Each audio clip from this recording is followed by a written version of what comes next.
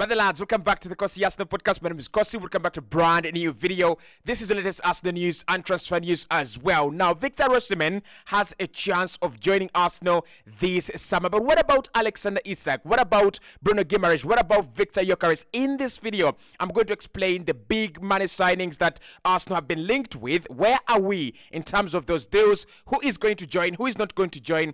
And which deals are absolutely dead at this moment? Hit the like button, subscribe to the channel as well. Let me know. We are going to begin the Arsenal transfer everything you need to know series, where we talk about a player and that move, and we dive into everything you need to know about that player. So which players do you want to know about? Which deals do you really want to know about? Because we're going to be doing that series starting from today, right? So hit the like button and hit the comment section below as well. Let's start off with Viktor Osimhen, who has been a very big member of the Arsenal transfer rumors in the past 72 hours, especially from Gianluca Di Marzio and also Sky Sports in Italy. Now, the reports around Osimhen and Arsenal are still very, very vague at the moment. I wouldn't say that we have enough clarity on whether Osimhen is going to be joining Arsenal this summer. You have a couple of reports claiming that Arsenal are very much interested, and then you have other reports saying Arsenal have already moved on from Viktor Osimhen. Of course, the reports in Italy claim that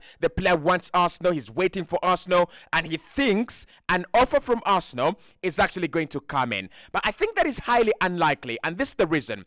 When you think about Arsenal and Benjamin Sesko, the way we are focused on Sesko, the way we are trying to get Sesko, I don't see us really risk anything to go for Viktor Osimhen. Now, in terms of the deal, it's not a bad deal. 100 million for a player like Viktor Osimhen, 25 years of age. He's proven that is real value for money. He's one of the best strikers in the world right now. But I don't see Arsenal really stretch their budget. I don't think our budget is as expansive as 100 million on a forward. I think we'll sign two players on the forward line. One will be a winger costing around 40 to 45 million euros, and one will be a striker costing around 50 to 60 million euros. So I think Arsenal will spend 100 million on the forward line, but not on one player, actually on two players. Now, should Arsenal really spend 100 million on Osimhen? It's a no-brainer. If Arsenal had one player to sign this summer, that would be Viktor Osimhen, in my opinion, because he is a proven goal scorer, and that is what we are actually lacking. Actually, after the Bayern game, in the Champions League, Arsenal felt like there was something missing in that attack, and that X factor of a killer instinct, of a killer player missed in Arsenal. So if for me, Viktor Osimhen has got it, but in terms of where this deal is, I think the reports are still very, very vague. But this is what we know about the deal. Number one, Arsenal want him. At least right from January, we have known that Arsenal have been interested in Viktor Osimhen. We know that the player would love a move to the Premier League. Now, not necessarily Arsenal, but to the Premier League, whether that's Chelsea, Man United, Man City, Liverpool, or Arsenal. He wants to move the Premier League over Saudi Arabia, over staying in Italy, and going back to France with Paris Saint-Germain. A couple of other clubs are interested in terms of competition. So if Arsenal really want him, that means we're not going to be the only team in for him. PSG are interested. A couple of offers in Saudi Arabia, have also come in, and we are told that his agent is very keen on a move to Saudi Arabia. So you never know. We might see Viktor Osimhen playing in Saudi Arabia next season. But at the moment, in terms of the deal, now, I don't see this happen. There have been a couple of proposed swap deals as well on this one.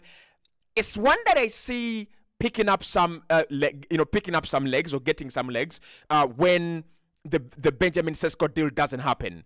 But as long as the Benjamin Sesko deal can happen, this is too expensive. This is too high. I don't think Arsenal are really going to be willing to negotiate with Aureli De Laurentiis and how hard he is on that release clause. It's going to be very, very difficult. So Napoli, by doing what they did in January, giving him a new deal and inserting a release clause, that was smart from them. And I think they're just looking at Saudi Arabia. That Saudi Arabia is where you're going to get that kind of money for Viktor Osimhen. The Premier League right now, with PSR and clubs needing to sell their players, I don't see it happen. Right now, for me, on a scale of 1 to 10, I think this is a 3 out of 10 in terms of happening. And you will be surprised that Osimhen is one of the higher players or one of the players with high chances of joining Arsenal this summer. I don't think on this scale anyone has a higher chance, maybe apart from Viktor Gyökeres. So let's talk about Viktor Gyökeres. What is going on with Viktor Gyökeres? Why have the links died down? And are we really just quiet about him, or there is something going on and we actually do not know? Now, according to Fabrizio Romano, Arsenal have scouted Viktor Gyökeres for quite some time, and he is injured right now. That is one of the reasons why we might not see a move for Viktor Gyökeres. Most of the clubs that are looking for a striker at the moment are very, very quiet on Viktor Gyökeres. Now, during the season, he suffered a knee injury. Is it a knee injury or a CL? I think it's a knee injury that he actually didn't want to, operate. So at the end of the season, what he has decided is to take an operation on the knee, slight procedure, according to Fabrizio Romano, that will keep him out for 4 weeks or 6 weeks, and then he will be back in action. I don't think Arsenal are going to take that risk of signing Viktor Gyökeres with an injury. Again, we're going to do an everything video on Viktor Gyökeres. I'll be diving into why Arsenal don't have to take that risk. But at the moment, what you have to know with this deal is financially, Arsenal consider him a novice who is very expensive. Arsenal consider him a young player that is just broken on the scene, but is too expensive. They look at him as a Darwin Núñez. Darwin Núñez was I would say really sensational at Benfica. I would have paid 100 million. I would have paid 90 million for Darwin Núñez. But I think it was kind of prudent. It was kind of very, very smart business from Arsenal to look at Darwin Núñez and say he needs one more season, or he needs 2 more seasons at FC Benfica for us to be convinced that he is the right guy. And when he actually signed for Liverpool, he struggled all of the 2 seasons or 3 seasons he's been there. I think 2 seasons, not 3 seasons, but the 2 seasons he's been there, he struggled a little bit. But there is a player in there. So Viktor Gyökeres, Arsenal think the £85 million release clause is too high and too expensive. Unless that deal comes down, unless that price comes down, Viktor Gyökeres to Arsenal is not a very big deal. Now, for me, when I compare Gyökeres to Osimhen, same age bracket, almost the price is very, very similar, very, very close to very close.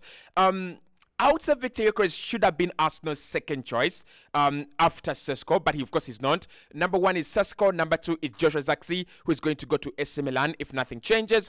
And number 3 is around, I think it's Osimhen. Then number 4 is is Gyökeres or Gyökeres. So at the moment, I think Gyökeres is a 2 out of 10 in terms of possibility to happen. I think because Osimhen doesn't have an injury and Napoli are looking elsewhere and they don't have where to sell, you're going to have Arsenal have a big advantage in that deal. I don't think Napoli are going to just listen to offers for the release clause, right? The player's taken 10 more million in terms of his wages. So I don't think Napoli are looking to sustain Osimhen with his wages. So what we're going to see is Viktor Osimhen moving to another club that can pay his wages. And that's why I think that Viktor Gyökeres to Arsenal is highly not happening. It is highly not happening because in terms of value, in terms of where Arsenal rate Osimhen and Gyökeres, they've watched Osimhen more. They have followed Osimhen more as compared to Viktor Gyökeres, who has played 2 seasons, 1 in the Championship and 1 in the in the Portuguese La Liga. So Gyökeres to Arsenal at the moment, unless it picks up fresh legs, this one is a ship that has actually sailed on. Now, talking about ships that have sailed on, Alexander Isak is one player I would love to discuss on this video because we were told that if Arsenal had to sign one player, if Mikel Arteta had a chance to sign just one player this summer, that player would be Alexander Isak. And what happened when Newcastle heard that Arsenal were really serious on Alexander Isak? They demanded 200 million or no deal. And Arsenal said, this is a shame that we are going to allow calmly to sail on in the waters of the Atlantic, the Pacific, and the Red Sea. And that ship is sailing on slowly but steadily. Now, yesterday it was confirmed that Newcastle are among around 4 or 5 clubs in the Premier League that need to sell players before the end of this month, that is June, in order to survive the wrath of FFP and PSROs that at the moment are strangling clubs like as if they depend on it. Now, at the moment, I would say Alexander Isak's move to Arsenal is a 0 out of 10. 0 out of 10. And not only Isak to Arsenal, but I think Alexander Isak to another club. When we do the everything you need to know about Alexander Isak, I'll explain to you why this move was never going to happen right from the start. It's not the 200 million for me. I think if Newcastle wanted to sell, they would not sell for 200 million. They would sell for around 90 to 120 million pounds. I think around there is what they would be looking for. And with the likes of Kylian Mbappe going out from PSG, if he was available for 100 million, I think PSG would actually want to sign him as a replacement for Kylian Mbappe. But the idea of Newcastle being a project built around Isak and Bruno Guimarães, we're going to talk about Bruno Guimarães in a second. I think these players have been sold the dream of you are star players for Newcastle, you are rewriting history for Newcastle, and you are the guys that everyone will look to in the next 2 decades, and they'll say Newcastle was rebuilt by Guimarães, Alexander Isak, and I don't know, maybe Sandro Tonali. That's the reason that's why they're getting them at the moment.